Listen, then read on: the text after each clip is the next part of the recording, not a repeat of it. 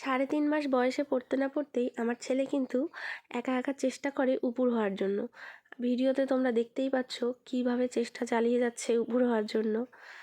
আর আমি কিন্তু আমার ছেলেকে দিনের বেলার টাইমটা ডাইপার ফ্রি রাখার চেষ্টা করি। তার কারণ সারাদিন রাত ডাইপার পরে রাখা জিনিসটা খুব একটা ভালো জিনিস নয়, তার মধ্যে এখন গরমের ওয়েদার। তো ডাইপার ফ্রি রাখার জন্য আমি কিন্তু দিনের বেলা টাইমটা এই কাপড়গুলো ব্যবহার করি সুতির। তো সেই সুতির কাপড়গুলোই আমি আমার ছেলেকে কিভাবে পরাই, তো ভাবলাম আজকে তোমাদের সাথে শেয়ার করি।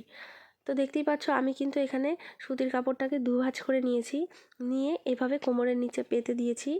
তারপর কিন্তু দেখো মাঝখান দিয়ে এইভাবে কাপড়টা কিছুটা উঠিয়ে দিলাম, যেহেতু আমার ছেলে বেবিদের জন্য কিন্তু কাপড়টা এইভাবে রাখাটা খুবই জরুরি।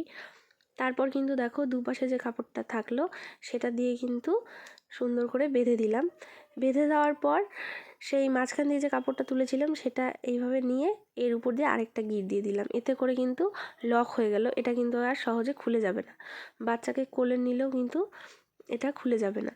তো এইভাবে ধুতি স্টাইলে আমি কিন্তু আমার ছেলেকে কাপড় পরাই। তোমরা যারা নিউ মম আছো তোমরাও কিন্তু চাইলে এভাবেই পরাতে পারো। এভাবে কাপড় পরালে কিন্তু সহজে খুলে যায় না, আর কোলে নিলেও কিন্তু খুলে যাওয়ার কোনো ভয় থাকে না।